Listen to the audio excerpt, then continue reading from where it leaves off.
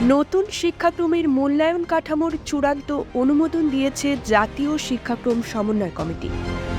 নতুন শিক্ষাক্রম অনুযায়ী 2026 সালের জানুয়ারিতে হবে এসএসসি ও সমমান পরীক্ষা। এছাড়া নতুন মূল্যায়ন পদ্ধতিতে পরীক্ষায় লিখিততে থাকবে 65% নম্বর, বাকি 35% থাকবে কার্যক্রম ভিত্তিক মূল্যায়নে। ভ্যাট দায়মুক্ত থেকে লাভজনক ব্যবসা পরিচালনার বিশ্বস্ত সহযোগী দ্য রিয়েল কনসালটেশন, স্বচ্ছ ভ্যাট আইনে দক্ষ ন্যায্য ভ্যাট প্রদানে।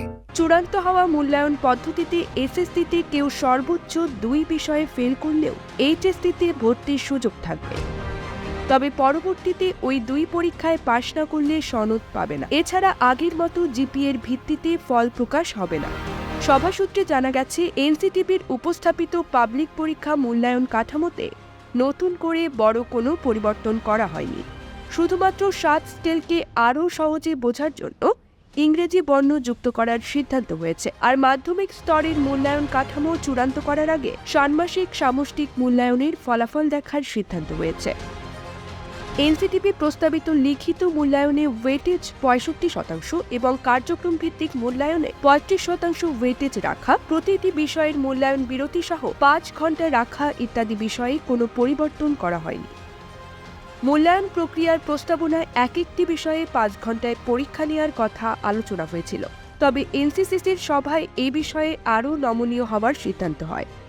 এই ক্ষেত্রে প্রতিটি বিষয়ে সর্বোচ্চ 1 স্কুল দিবসে মূল্যায়নের সিদ্ধান্ত হয়। নতুন নিয়মে শুধু 10ম শ্রেণীর পাঠ্যসূচির ভিত্তিতে হবে এসএসসি পরীক্ষা। বর্তমানে এসএসসি পরীক্ষায় অংশ নিতে 10ম শ্রেণীতে নির্বাচনী পরীক্ষায় উত্তীর্ণ হতে হয় পরীক্ষার্থীদের। তবে নতুন শিক্ষাক্রমে নির্বাচনী পরীক্ষা হবে না বলে জানা গেছে। এক্ষেত্রে কোনো শিক্ষার্থী যদি 10ম শ্রেণীতে 70% কর্মদিবস উপস্থিত না থাকে, তাহলে সে পাবলিক পরীক্ষায় অংশ নিতে পারবে না। নতুন কারিকুলামের মূল্যায়ন সম্পর্কে জাতীয় শিক্ষাক্রম ও পাঠ্যপুস্তক বোর্ডের চেয়ারম্যান অধ্যাপক ডক্টর মোহাম্মদ মশিউজ্জামান বলেন, আমরা এনসিটিবি থেকে যে প্রস্তাবনা দিয়েছিলাম সেটি চূড়ান্ত করা হয়েছে, তবে কিছু বিষয় পরিবর্তনের জন্য বলা হয়েছে।